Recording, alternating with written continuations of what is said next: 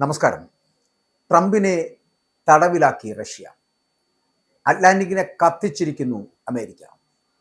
അന്താരാഷ്ട്ര നിയമങ്ങളെയും സമുദ്രമര്യാദകളെയും ഒക്കെ കാറ്റിൽ പറത്തിക്കൊണ്ട് ഉത്തര അറ്റ്ലാന്റിക് സമുദ്രത്തിൽ വെനിസ്വേലയുടെ എണ്ണക്കപ്പൽ അമേരിക്കൻ സേന പിടിച്ചെടുത്ത സംഭവം എന്ന് പറയപ്പെടുന്നത് വെറുമൊരു സൈനിക നടപടിയല്ല, മറിച്ചത് ലോകത്തെ മറ്റൊരു മഹായുദ്ധത്തിലേക്ക് തള്ളിവിടാനുള്ള അമേരിക്കയുടെ ഗൂഢമായ തന്ത്രമാണെന്ന് പറയേണ്ടിയിരിക്കുന്നു.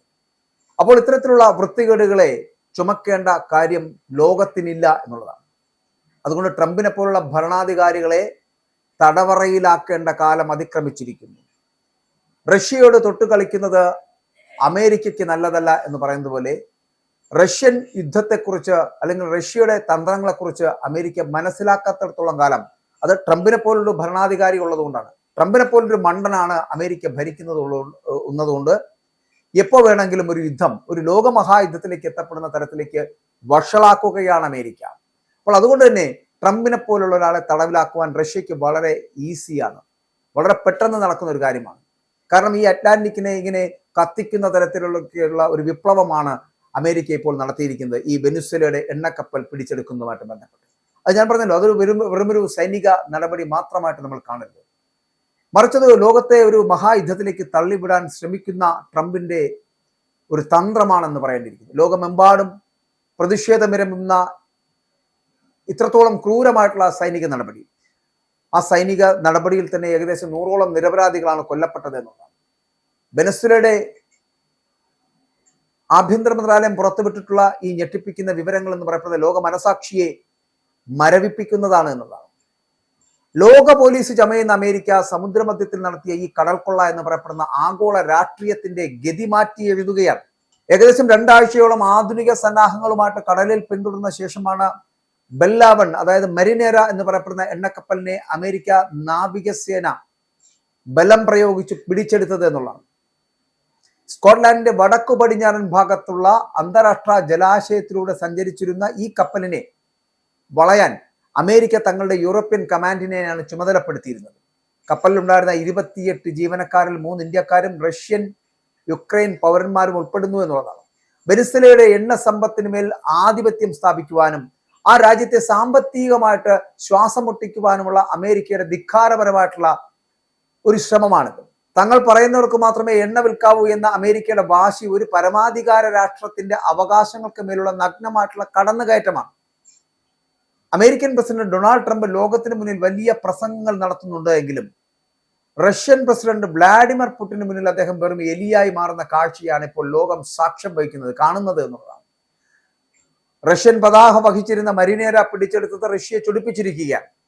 വെനിസ്വേലൻ പ്രസിഡന്റിനെ തട്ടിക്കൊണ്ടുപോകുമെന്നും ഗ്രീൻലാൻഡ് വിലയ്ക്ക് വാങ്ങുമെന്നും വീരവാദം മുഴക്കിയ ട്രംപ് റഷ്യയുടെ ആണവായുധ ഭീഷണിക്ക് മുന്നിൽ മുട്ടുമടക്കിയിരിക്കുന്നു. അമേരിക്കയുടെ നടപടിക്കെതിരെ ആണവായുധം പ്രയോഗിക്കണമെന്ന ആവശ്യം പോലും റഷ്യയിൽ നിന്ന് ഉയർന്നതോടെ കപ്പലിലെ റഷ്യൻ ജീവനക്കാരെ വിട്ടയക്കാമെന്ന് ട്രംപിന് സമ്മതിക്കേണ്ടി വന്നു. എല്ലാവരെയും വിരട്ടി മുന്നോട്ട് പോകുന്ന ട്രംപ് പുടിന്റെ ഒരു അന്ത്യശാസനത്തിന് മുന്നിൽ ഭയന്നോടുന്നത് അമേരിക്കയുടെ ആഗോള സ്വാധീനം നഷ്ടപ്പെടുന്നതിന്റെ തെളിവാണെന്ന് പറയേണ്ടിയിരിക്കുന്നു. റഷ്യൻ പടക്കപ്പലുകളും അന്തർവാഹിനികളും അമേരിക്കൻ കപ്പലുകളെ വളഞ്ഞതോടെ അമേരിക്കൻ സൈന്യത്തിന് പിൻവാങ്ങുകയല്ലാതെ മറ്റു വഴികളില്ലാതാകുന്ന ഒരു കാഴ്ചയും കാണേണ്ടി വന്നു. അപ്പോൾ ഇത്തരത്തിലുള്ള സംഘർഷഭരിതമായിട്ടുള്ള സാഹചര്യത്തിൽ 3 ഇന്ത്യൻ പൗരന്മാർ അമേരിക്കയിൽ കസ്റ്റഡിയിൽ അകപ്പെട്ടിരിക്കുന്നത് ഭാരതത്തെ കടുത്ത ആശങ്കയിലാഴ്ത്തുന്ന ഒരു പ്രശ്നം കൂടിയാണ്.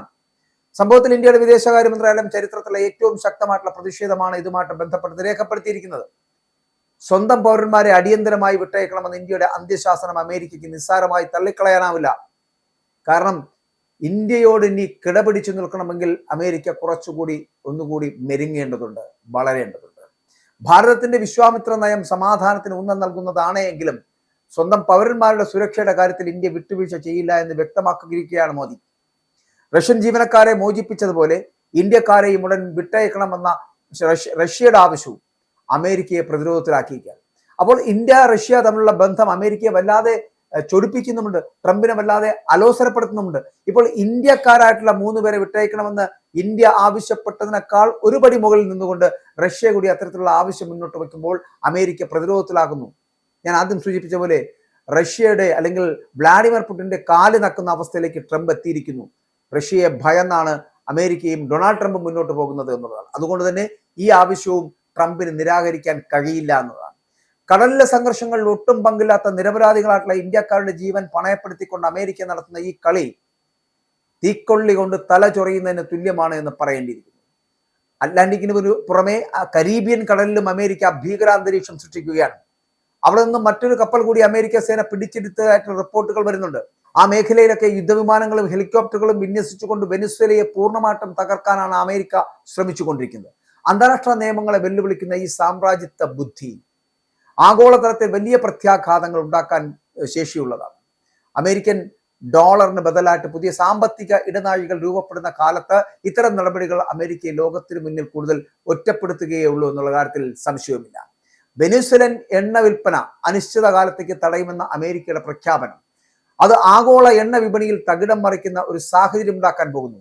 ലോകത്തിന്റെ ഊർജ ആവശ്യങ്ങളെ നിയന്ത്രിക്കുവാൻ തങ്ങൾക്ക് മാത്രമേ അവകാശമുള്ളൂ എന്ന അമേരിക്കയുടെ ധാർഷ്ട്യം ലോകത്തെ മറ്റൊരു സാമ്പത്തിക മാധ്യമത്തിലേക്ക് നയിക്കാൻ പോകുന്നു എന്ന് പറയേണ്ടിയിരിക്കുന്നു. അങ്ങനെ മറ്റു രാജ്യങ്ങളുടെ വ്യാപാര സ്വാതന്ത്ര്യത്തെ തടയാൻ നോക്കുന്ന അമേരിക്കൻ നയം യഥാർത്ഥത്തിൽ ഒരു പുതിയ ലോക മഹായുദ്ധത്തിന് വിത്തിടുകയാണ് ചെയ്യുന്നത് എന്ന് പറയേണ്ടിയിരിക്കുന്നു. അപ്പോൾ ഈ നീക്കങ്ങൾക്ക് പിന്നിൽ വ്യക്തമായ ഒരു തന്ത്രമുണ്ട്. ആഗോളതലത്തിൽ തങ്ങളുടെ തകരുന്ന സാമ്പത്തിക ഭദ്രത വീണ്ടെടുക്കുവാൻ ഒരു വലിയ യുദ്ധം ആവശ്യമാണ് എന്ന് അമേരിക്ക ഉറപ്പിക്കുന്നു. വെനിസ്വേലയെയും ഇറാനെയും റഷ്യയെയും പ്രകോപിപ്പിക്കുന്നതിലൂടെ ഒരു യുദ്ധം അനിവാര്യമാക്കുകയും അതിലൂടെ ആയുധ കച്ചവടവും എണ്ണ വിപണിയും നിയന്ത്രിക്കുവാനുമാണ് ട്രംപും സംഘവും ലക്ഷ്യമിടുന്നത്. എന്നാൽ റഷ്യയും ഇന്ത്യയും ഉൾപ്പെടെയുള്ള രാജ്യങ്ങൾ ഈ തന്ത്രത്തെ നയതന്ത്രപരമായി പരാജയപ്പെടുത്തുകയാണ് ഇപ്പോൾ ചെയ്യുന്നത്.